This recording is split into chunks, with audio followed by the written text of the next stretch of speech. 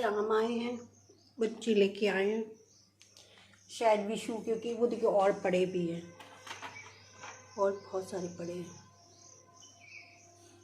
गिलहरी देखिए आम के पास।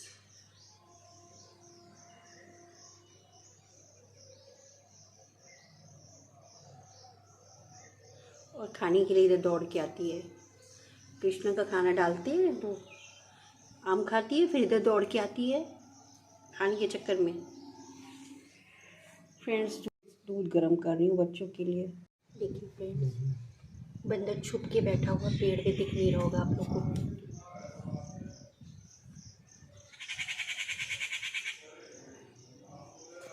क्या आम डाला गया है कि आज एकदम ब्राउन कलर का बैठा हुआ उधर, इधर दिख नहीं रहा, बिल्कुल पत्तों में छुपा हुआ।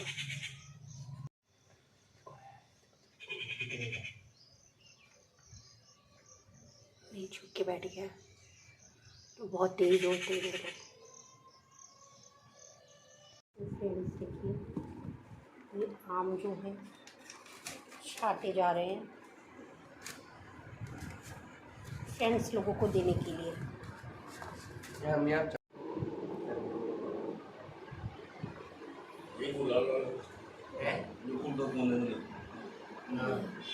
उनकी फ्रेंड्स, मेरे हस्बैंड की फ्रेंड्स लोगों के घर में ये आम बच्चों देने जाएंगे।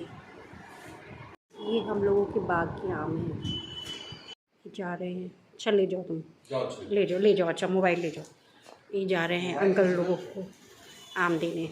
चलो फ्रेंड्स, विशु पुच्चू जा रहे हैं अंकल लोगों को आम देने, जो कि बाग के आए हुए हैं। ले जाओ, ये ले जाओ।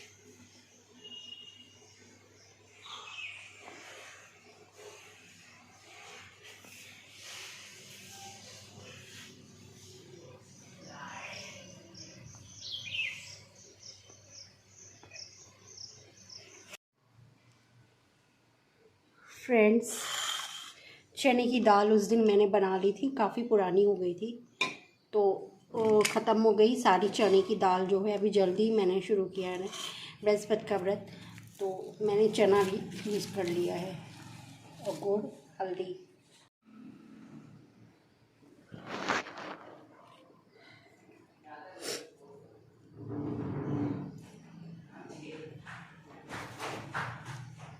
नहीं, अभी तो फ्रेंड्स मैं कथा पढ़ने जा रही हूँ। प्राचीन काल की बात है, एक समय भारतवर्ष में एक राजा राज्य करता था। उसके पास अन्न और सोने चांदी की कमी नहीं थी। राजा बड़ा प्रतापी व दान देने वाला था। वह प्रतिदिन विष्णु भगवान के मंदिर में जाया करता था। वहाँ विष्णु भगवान की पूजा करता था, ब्राह्मणों का आदर करता था और मन कर्म वचन से शुद्ध रहता था। उसका दरबार धर्म द्वार के नाम से सब दीनहीन नर नारी के लिए खुला हुआ था। वह सबकी इच्छाओं को पूर्ण करता था। राजा किसी बात की चिंता नहीं करता था। राजा की यह बात रानी को सुहाती नहीं थी, इसलिए वह किसी भिखारी को भी कभी कुछ नहीं देती थी। दिन रात घर के कामों में व्यस्त रहती थी, व्रत भी नहीं करती थी और राजा को भी व्रत करने के से मना करती थी। एक दिन की बात है, बृहस्पति के दिन, जिस समय राजा वन को शिकार खेलने के लिए घर पर गए हुए थे। घर पर रानी और दासी घर के कामकाज में लगी थी। उसी समय बृहस्पति महाराज एक विप्र के रूप में को धारण करके राजा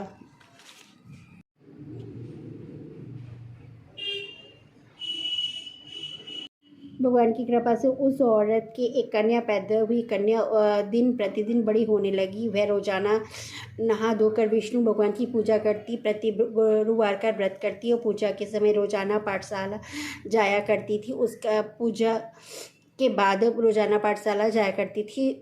जाते समय एक मुट्ठी जौ भर के ले जाते, जिससे वे रास्ते में बिखेर दिया करती थी। बृहस्पति महाराज की कृपा से वह जौ सोने में परिवर्तित हो जाते थे और वह लड़की कर लौटते समय उन जौ को बीन लेती थी। एक दिन लड़की सूप में जौ साफ कर रही थी। पिता बोले, सोने के जौ फटकारने के लिए सोने का सूप शोभा देता है। गुरुवार को लड़की ने व्रत रखा और गुरुदेव से सोने के सूप की मांग की।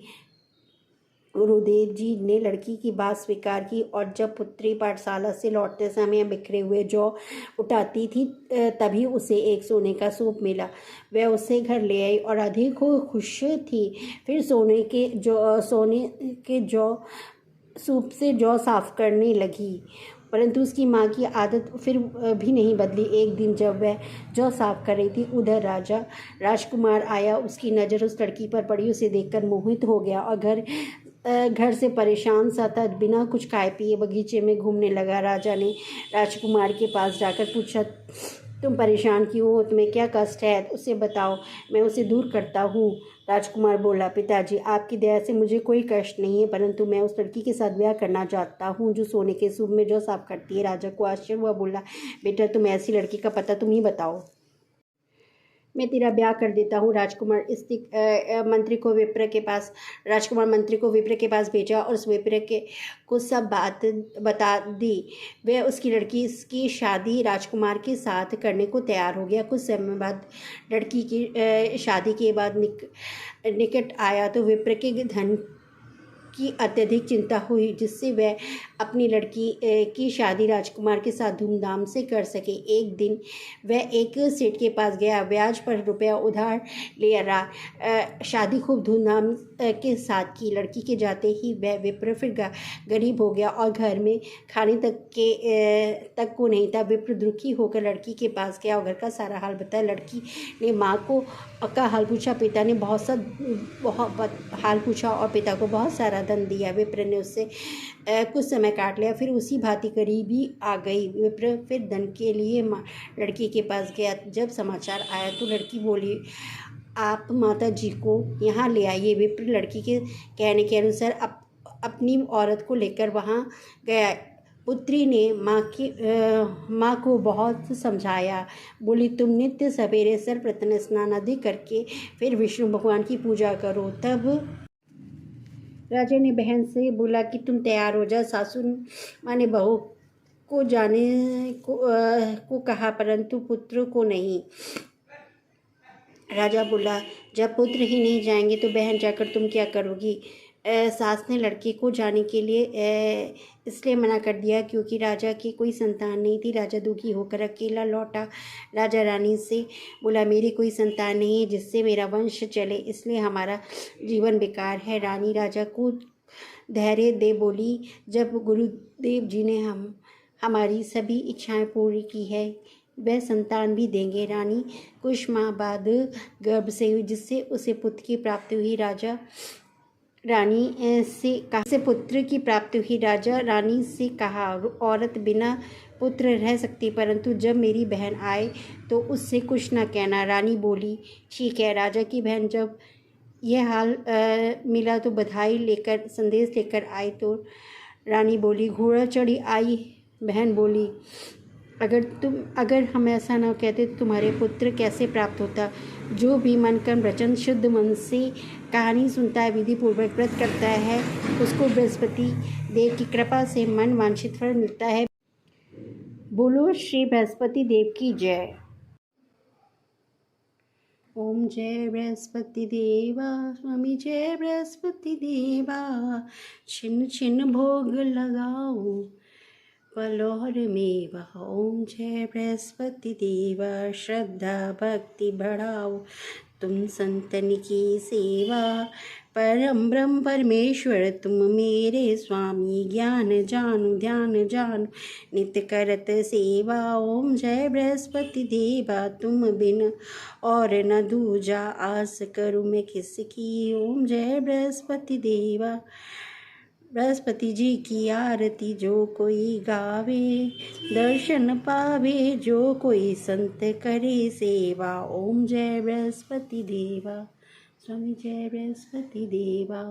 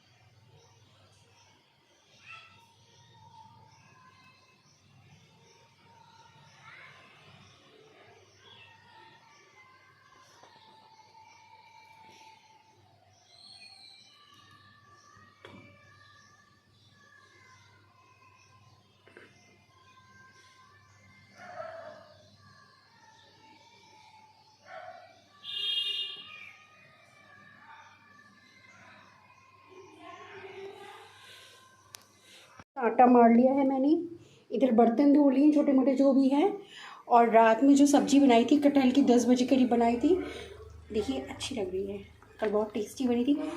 हाँ देखो फ्रेंड्स, जो है आज मेरा व्रत है तो रात की सब्ज़ी रखी हुई है कटहल वाली, टेस्टी बनी थी। तो अब जा रही हूँ मैं इन लोग के लिए रोटी सेकने के लिए, बच्चों के लिए, हस्बैंड भी खाएंगे। तो फ्रेंड्स मैं रोटी इनके लिए सेक के रख दूँगी, ये तो अभी खाएंगे नहीं कह रहे हैं, तो ये लो डैडी को दे दो।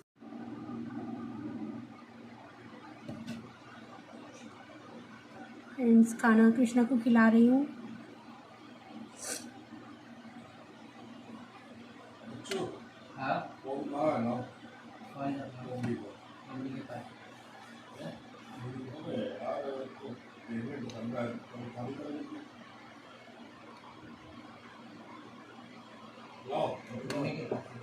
बच्चों को दूध मैंने दे दिया है, विशु को भी दूध दे, बच्चों को दूध दे। तो फ्रेंड्स कृष्णा को दूध मैं पिलाने जा रही हूँ, उनके रूम से मैं उठा लाई हूँ और यहाँ पे बिठाल के पिला देती हूँ क्योंकि वहाँ पे जगह नहीं है। आम जो है यहाँ पे इसलिए रखे गए एसी की वजह से ख़राब ना हो, बहुत सारे आम आए बाग से, तो इनके फ्रेंड्स लोगों को दिए जा रहे हैं, मेरे हस्बैंड के फ्रेंड्स को और जो भी पड़ोसी वड़ोसी हैं, तो टाइम भी लगेगा, इस वजह से कृष्णा का रूम शिफ्ट कर दिया गया है, इधर कोने में कर दिया गया है। कृष्णा को मैं दूध पिला रही हूँ यहाँ बैठा के। गुड इवनिंग फ्रेंड्स, मैं जा रही हूँ सब्जी काटने। तो फ्रेंड्स लौकी और आलू और टमाटर, ये इसकी सब्ज़ी मैं जा रही हूँ बनाने और काटने जा रही हूँ। मेरा तो व्रत है, बच्चे और हस्बैंड खाएंगे।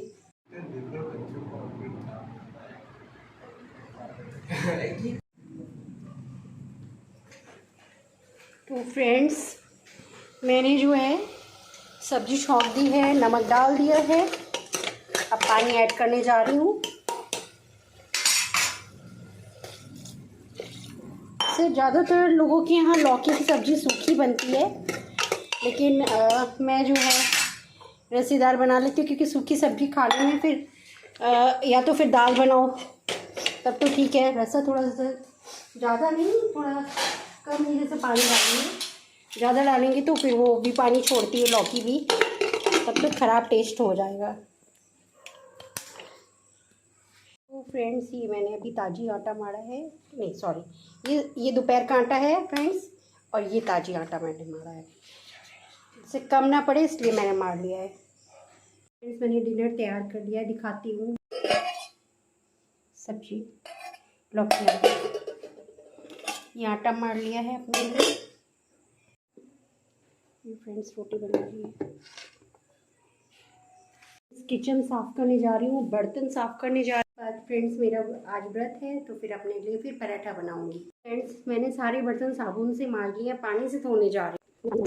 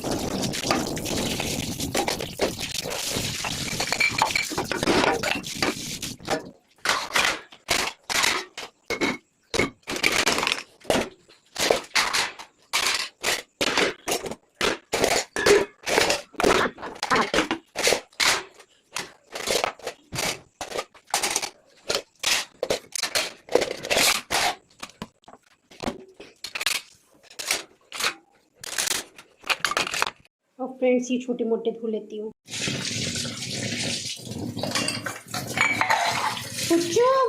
डैडी आ गए,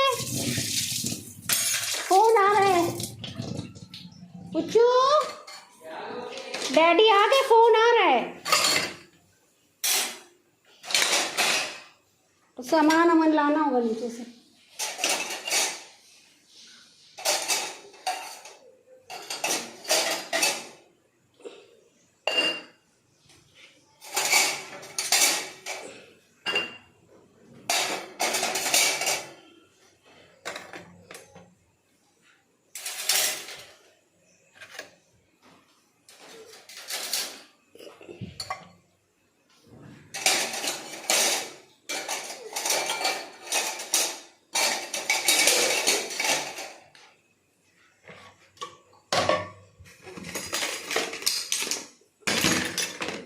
अभी फ्रेंड्स सीटी जो है खो जाती, इसी में लगा देती हूँ,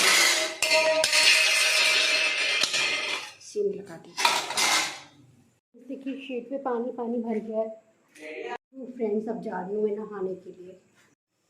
तो फ्रेंड्स मैंने जो है पराठे बना लिए अपने लिए।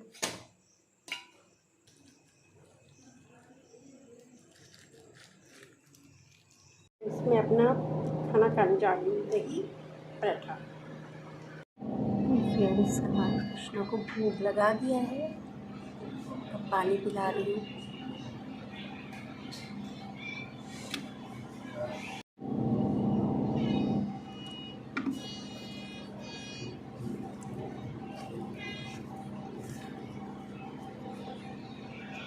फ्रेंड्स जो है मैंने सारा काम निपटा लिया है, किचन विचन साफ़ कर लिया, बर्तन मांज लिए हैं। और आज मेरा व्रत था तो मैंने दही पराठा खा लिया है। और अब जो और पुच्चू का जो है ऑनलाइन जो कोचिंग जो चल रही है फिज़िक्स वाला, उसका टेस्ट हो रहा है। तो पुच्चू ने पढ़ाई वढ़ाई तो करती नहीं है, जैसे भी चलता है इनका। और ये इतने घबराए हुए हैं, टेस्ट देते समय लग रहा है इनका सही से हो नहीं रहा है। इनका यही होता है जब ये मतलब इनके ख़राब मार्क्स आने लगते हैं, जैसे नीचे डाउन होते हैं फिर ये एक्टिव होते हैं काम करने के लिए। उससे पहले कहते रहो सुनेंगे नहीं, जब तक कि एकदम बिल्कुल तलवार लटकने ना लगे। तो फ्रेंड्स जो है इस तरीके से आज का दिन मैंने बिताया है। बारिश भी होती रही है, कपड़े वपड़े धो लिए थे मैंने, हैंड वॉश ही किए थे, हाथ से धोए हैं, थोड़े बहुत कपड़े थे। और फिर उसके बाद जो है सूख भी गए, थोड़ी सी धूप आई थी तो सूख गए। और कुछ कपड़े जो बाद में धोए थे वो नहीं सूखे, जो मैंने फिर अंदर रॉड में डाले हैं, दिखाती हूँ अभी आपको। फ्रेंड्स ये कपड़े मैंने अंदर रॉड कर लिए हैं, नहीं तो कपड़े भीग जाते बाहर बारिश में बौछारों से। और इधर कपड़े तहा करके मैंने सब रख लिए हैं। इस तरीके से मैंने आज का दिन बिताया है। और आज जो है मैं आम खाया था और चिप्स जो थी मेरे पास जो रखी थी व्रत वाली, वो वाली चिप्स भी खाई है मैंने दोपहर में। और जो मूंगफली के दाने जो हैं वो मुझे मंगाने हैं, वो मंगा के मैं रख लूँगी। बृहस्पति व्रत मैंने शुरू कर दिया। चने की दाल ख़त्म हो गई थी तो वो चने जो हैं चने ही मैंने रख ली, चना और गुड़ रख के पूजा की है, क्योंकि सुबह सुबह आ नहीं सकता था। तो ये काम भी रह गया, एक चने की दाल मंगानी है मुझे और मूंगफली के दाने। मखाने रखे थे लेकिन मैंने मखाने नहीं भूने, मुझे मखाने में उतना नहीं अच्छे लगते जितने मूंगफली के दाने व्रत में एकदम सॉलिड हो जाते हैं। मखाने जल्दी जो हजम हो जाते हैं। तो फ्रेंड्स इन्हीं भावनाओं के साथ में मैं आज का ब्लॉग फिनिश करती हूँ। नमस्ते, सत श्री अकाल, अस्सलाम वालेकुम एंड बाय। अगले ब्लॉग में फिर मिलती हूँ।